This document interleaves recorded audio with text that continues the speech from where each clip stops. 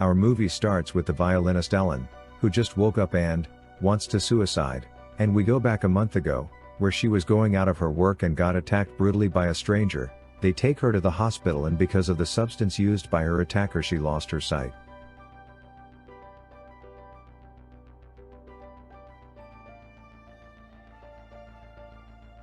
Clayton is hired to take care of her, and tells her that he is going to call the doctor, then knock on the wall.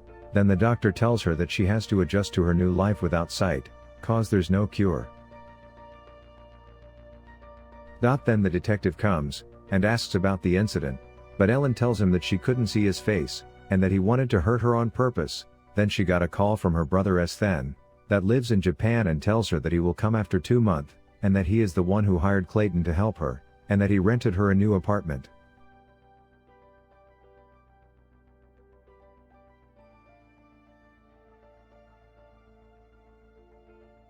The door knock wakes her up, and it was Clayton, who informs her that he will come every day from 11 till 2, and that he will help her adjust to the apartment, make her food and laundry.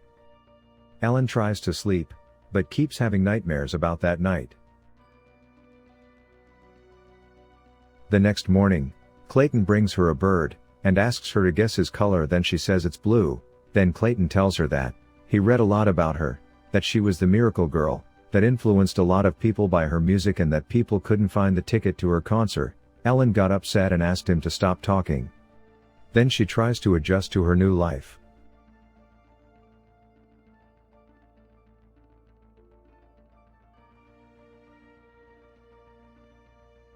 One night, Ellen hears voices and is so scared that she locks her doors.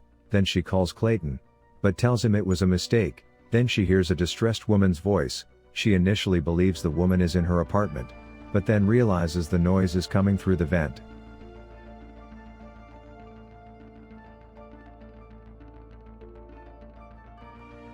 The following morning, she tells Clayton that her neighbors were fighting last night. Then he tells her next time to call the police, then asks her to go out with him, but she refuses. After that, she decides to go out of the apartment, and invite her neighbor for tea. Then Clayton teaches her how the computer read her emails, in order to read the mails from her brother, that's supposed to come soon. Then, they go stand in front of the window, and asks Clayton to describe her the street, but Clayton says it's late and has to go. Then her neighbor shows up and introduces herself as Lana, but acts weird as if she knows everything about her. Ellen asks about her age. She tells her that she is 48 years old, but Ellen doesn't believe her. Lana tries to leave, but Ellen grabs her and touch her face, and feel a wound with stitches. Ellen grows suspicious of Lana. Lana reacts by warning Ellen to trust no one, and then flees Ellen's apartment upon the arrival of her abusive husband, Russo. Ellen contacts Detective Bryce, who sends Officer Neiman to check on Lana. He confirms she is okay and does not have any recent wounds. Ellen expresses her concerns to Clayton, who starts to show a romantic interest in Ellen, but when he confesses his feelings, she turns him down. When Clayton leaves the apartment one afternoon, another person enters and attacks Ellen. She manages to dial 911 before she passes out. She is awakened by a paramedic and Detective Bryce, who reassures her that after Clayton left her apartment, nobody else entered. Detective Bryce confirms to Ellen that her friend Sasha, who was having an affair with Ellen's ex-husband, is the prime suspect in Ellen's attack. Feeling alone and unsure of anyone, Ellen decides to commit suicide. She writes letters to her brother, Sasha, and Clayton, and then jumps from her apartment balcony. Ellen wakes up on the floor of a soundproof room, and quickly realizes the apartment she was staying in was fake, and all of the noises outside were coming from a speaker system. She explores the hallway only to find she cannot escape. Ellen goes to Lana for help, who tells her that this is home.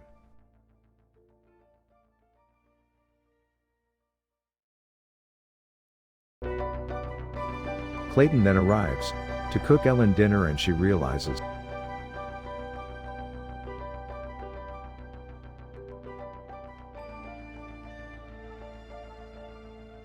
all of the people she has interacted with since her attack, the doctors, the detective, the paramedic, Russo, were all Clayton, dressed up differently.